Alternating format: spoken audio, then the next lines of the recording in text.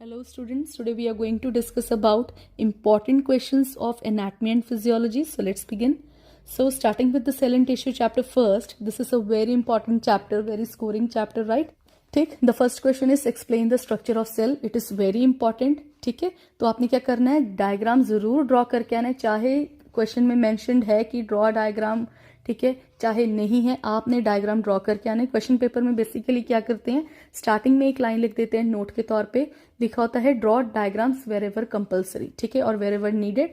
तो क्या है, चाहे लिखिए चाहे नहीं लिखिए, एनाटॉमी मींस डायग्राम्स, ठीक है, आपने डायग्राम जरूर ड्रॉ करके आने हैं।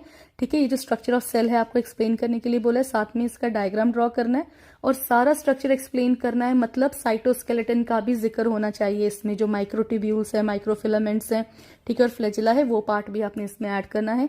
आगे है explain the process of cell division, very important, ठीक है, इसमें आपने इंटरफेस और माइटोसिस दोनों का जिक्र करके आने। बच्चे क्या करते हैं, इंटरफेस आता है वो लिख दो, माइटोसिस आता है वो लिख दो, no, you have to explain both. पहले इंटरफेस होता है और बाद में माइटोसिस स्टार्ट होती है, तो आपने उसी तरीके से लिख के आना है।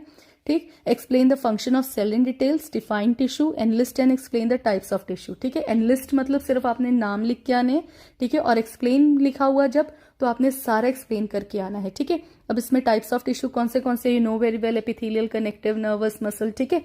तो जब आपसे पूछा जाएगा या फिर पर्टिकुलर क्वेश्चन डाल सकते हैं कि explain connective tissue in details या फिर explain epithelial tissues in details, तो आपने क्या करना है, उसके बारे में पूरा लिख के और जहां जहां पे डायग्राम जरूरी है ड्रॉ करना है आपने।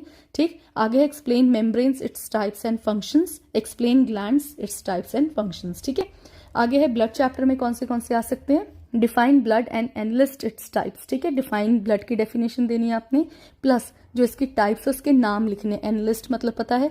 ठीक, आगे है write down the composition of blood, blood किन किन चीजों से मिलकर बना हुआ है, explain the process of formation of blood और हीमोपोएसिस, वेरी इंपॉर्टेंट क्वेश्चन।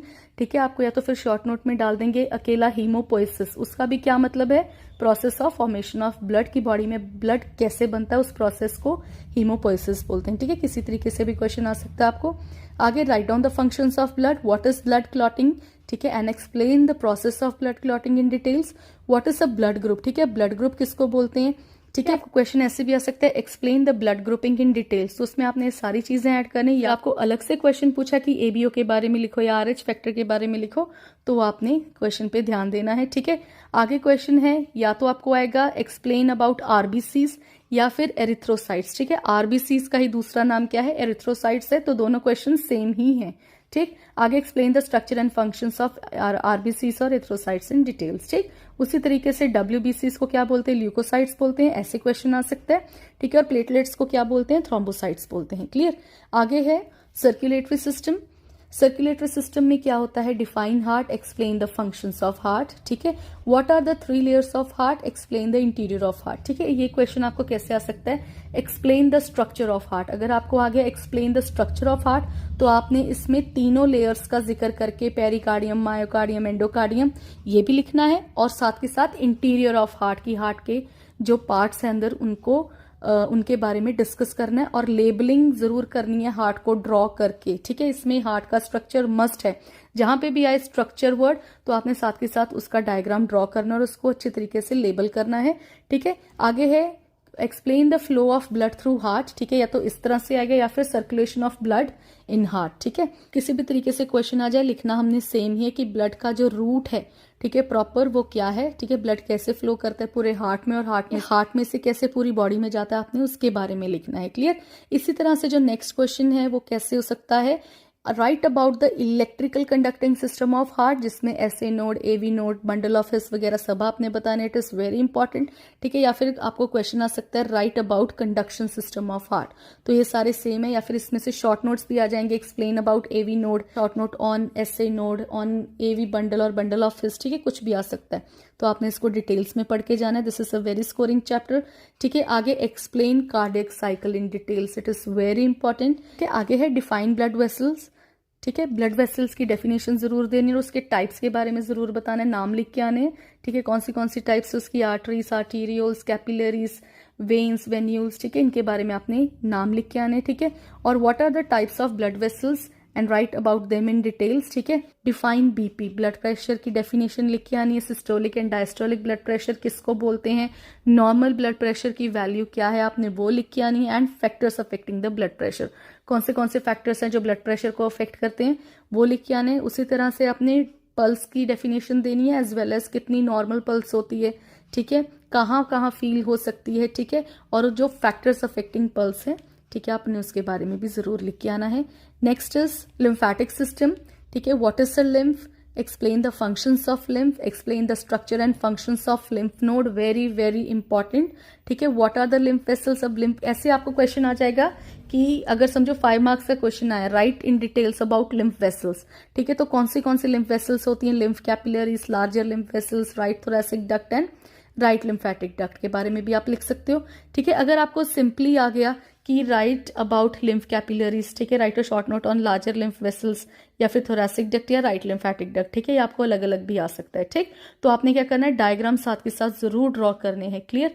आगे है सर्कुलेशन ऑफ लिम्फ, ठीक है, और क्या है, व्हाट इज स्प्लीन, ये इंपॉर्टेंट क्वेश्चन है, ठीक है। स्प्लीन क्या है, कैसा उसका स्ट्रक्चर, उसके फंक्शंस क्या है, कहाँ लोकेटेड है, सारा कुछ आपने लिख के आना है, ठीक है। And what is thymus gland, explain its structure and functions of thymus gland, ठीक। आगे बात करते हैं एक्सक्रीटरी सिस्टम की। एक्सक्रीटरी सिस्टम में दोनों सिस्टम्स आ जाते हैं, urinary as well as integumentary system, ठीक है। सो देखते हैं क्या क्या क्वेश्चंस आ सकते हैं। Explain the structure of functions of kidney है, दैट इज वेरी इंपॉर्टेंट, क्योंकि उसी में ही काफी एस्पेक्ट्स जो हैं क्लियर हो जाते हैं, ठीक है। और आपको किडनी के ही फंक्शंस में से कोई एक पर्टिकुलर क्वेश्चन फॉर्म में भी आ सकता है, राइट।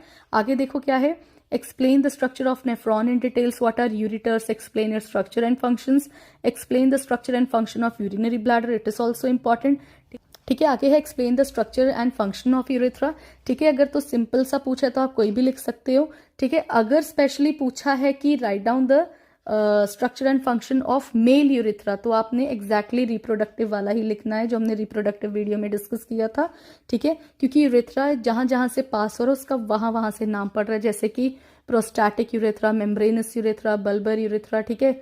तो आपने उसके बारे में जिक्र करके आना है, ठीक है। क्वेश्चन में देख लेना, अगर मेल यूरेथ्रा नहीं लिखा है तो फिर आप कोई भी लिख सकते हो या फिर दोनों ही लिख सकते हो, मेल एंड फीमेल यूरेथ्रा, ठीक है। Female urethra is very simple, ठीक। आगे देखो क्या है, आगे है right in brief about fluid and electrolyte balance, ठीक है। आपको क्वेश्चन इस तरह से भी आ सकता है या फिर वाटर एंड इलेक्ट्रोलाइट बैलेंस आ सकता है, ठीक है। तो कुछ भी अगर आए, फ्लूइड आए या वाटर आए, आपने सेम ही लिख के आना है, ठीक। ये बात करते हैं स्ट्रक्चर ऑफ स्किन की, कि आपको पर्टिकुलरली पूछ लिया जाएगा कि डर्मिस के बारे में डिटेल्स में बताओ या एपिडर्मिस के बारे में बताओ, ठीक है, या फिर हेयर, नेल्स, ठीक है, इनके बारे में बताओ, ठीक है। तो आपने सारा कुछ पढ़ के जाना है, क्लियर। आगे है functions of skin, it is very important, एक किडनी का फंक्शन और एक स्किन का function, it is very very important, ठीक है। हेयर्स एंड नेल्स जो हैं और इसमें सेबेशियस ग्लैंड्स जो हैं आपने वो भी पढ़ के जाने हैं। Next one is the reproductive system, ठीक है। इसमें कौन से क्वेश्चन आ सकते हैं, name the organs of internal genitalia, ठीक है, इन फीमेल रिप्रोडक्टिव सिस्टम, ठीक है। इंटरनल ऑर्गन्स कौन से रिप्रोडक्टिव सिस्टम के फीमेल में, उनके बारे में अलग पूछा जा सकता है, और एक्सटर्नल कौन से है उनके बारे में पूछा जा सकता है, ठीक है।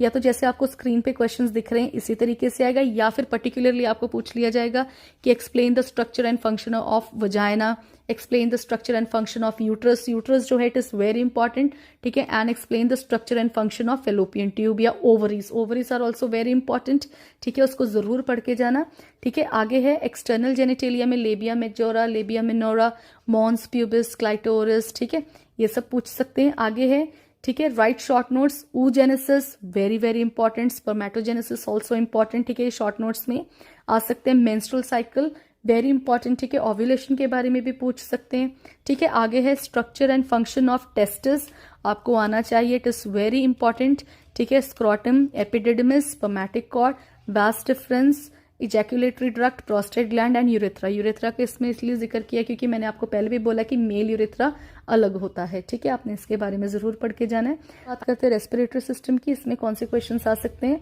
What are the characteristics of normal respiration, what are the characteristics of abnormal respiration, explain pulmonary circulation in details, very very important, ठीक है। explain the structure and functions of lungs, alveoli, trachea, ठीक है, इसमें से lungs and trachea very important, larynx, pharynx very important, ठीक है, और nose और bronchus के बारे में भी आपको पूछ सकते हैं, ठीक है।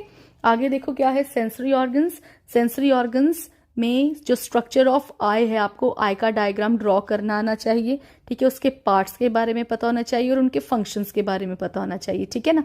आगे क्या है, स्ट्रक्चर ऑफ ईयर, ठीक है, ये भी आ सकता है, ठीक है। आपको डायग्राम ड्रॉ करना आना चाहिए outer, middle and inner ear का, ठीक है। आगे है explain the structure of tongue, ठीक है। Explain the physiology of smell, very important. Explain the physiology of hearing, very important, and explain the physiology of vision, it is also important, and explain the physiology of taste, ठीक है।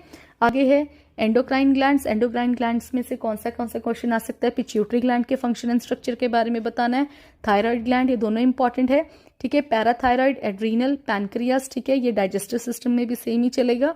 Ovaries and testis, जो आपने female and male reproductive system में पढ़ा है, उनके बारे में इसमें लिख देना है। सिर्फ उसके साथ आपने हॉर्मोन्स को अटैच कर देना है कि ओवरीज ये हॉर्मोन्स को रिलीज करते हैं, टेस्टिस ये हार्मोन को रिलीज करता है, ठीक है। ठीक है, आगे बात करते हैं digestive system. Name the parts of alimentary canal and name the accessory organs of digestive system, ठीक है।